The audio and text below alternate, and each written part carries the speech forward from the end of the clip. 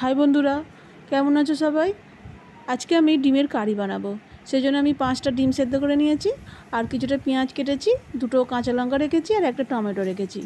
আর কড়ার মধ্যে তেল দিয়েছি, তার মধ্যে আমি একটু নুন আর একটু হলুদ দিয়ে দিয়েছি। দিয়ে এর মধ্যে আমি সেদ্ধ করা ডিমগুলো দিয়ে দিচ্ছি।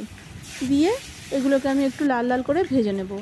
আর ওপর থেকে আমি ছুরি দিয়ে ডিমগুলো একটু কেটে কেটে দিচ্ছি, যাতে ডিমের মধ্যে নুন মশলা সব কিছু যেতে পারে। ডিমগুলো আমি এপিট ওপিট করে দুপিটেই লাল লাল করে ভেজে নিয়েছি। নিয়ে এগুলো আমি এখন তুলে রাখবো। আজকের ডিমের কারিটা আমি একটু অন্যরকম করেই করব। ডিমগুলো ভেজে রেখে ওই তেলের মধ্যে আমি পেঁয়াজগুলো দিয়ে দিয়েছি। পেঁয়াজগুলো একটু আমি ভালো করে লাল লাল করে ভেজে নেব। পেঁয়াজগুলো একটু সময় নিয়ে একটু লাল লাল করে ভেজে নিয়েছি। নিয়ে আমি এগুলো এখন তেল থেকে ছেঁকে তুলে নেব। আর গ্যাসটা এখন একটু অফ রাখবো, কারণ পেঁয়াজ ভাজাগুলো একটু ঠান্ডা করে তারপরে আমি একটা মিক্সার জারেতে দিয়ে পেস্ট করব। পেঁয়াজের সাথে আদা রসুন বাটা মশলা টমেটো দিয়ে কষে বারবারই করি, সেটা তো ভালো হয়, কিন্তু এই রকমভাবে একবার করে দেখো, বেশ ভালো লাগবে। পেঁয়াজ ভাজাগুলো মিক্সার জারে দিয়ে আর একটা টমেটো কয়েকটা কাঁচা লঙ্কা দিয়ে এগুলো আমি পেস্ট করে নিয়ে এইটা দিয়ে রান্না করবো। এটা কিন্তু খুব দারুণ খেতে হয়েছে। এরপরে আমি গ্যাসটা আবার জেলে তেলটা একটু গরম করে তার মধ্যে আমি একটা তেজপাতা, একটু দারচিনি আর 2টো এলাচ দিয়েছি। দিয়ে একটু আদা রসুন বাটা দিয়েছি। দিয়ে এটা একটু ভেজে নিচ্ছি, নইলে রসুনের গন্ধ ছাড়বে। একটু ভেজে নেওয়ার পরে আমি এর মধ্যে দিচ্ছি একটু জিরে গুঁড়ো, ধনে গুঁড়ো, হলুদ গুঁড়ো আর লঙ্কা গুঁড়ো। দিয়ে এটাকেও ভালো করে ভেজে নেব, যাতে মশলাটা পুড়ে না যায়। সেই জন্য আমি এতে একটু অল্প জল দিয়েছি। দিয়ে মশলাটাকে আমি ভালো করে কষে নিচ্ছি।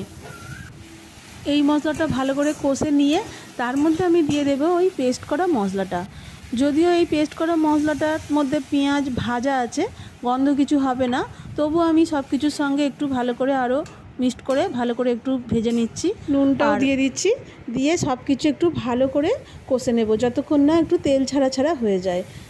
দেখো এরকমভাবে আমি কষে নিয়েছি। নিয়ে তেল ছাড়া ছাড়া হয়ে গেছে। এর মধ্যে আমি একটু জল দিয়ে দেব। ডিমের ঝাল যেহেতু, খুব বেশি জল লাগবে না, একটু অল্প জল দিয়ে দিলাম। দিয়ে এটাকে আমি ফুটতে দেব। মশলাটা একটু ফুটতে দেব। এটা ফুটে গেলে তার মধ্যে আমি ওই ভাজা ডিমগুলো দিয়ে দেব। দিয়ে 5-7 মিনিট ফোটাবো, গ্রেভিটা যতক্ষণ না ঘন হয়ে আসছে। এর মধ্যে আমি আর কিছু দেব না, কাঁচা লঙ্কা গরম মশলা সবই দেয়া আছে, তাই এটা শুধু গ্রেভিটা একটু ঘন করে ফুটিয়ে নামিয়ে নেব।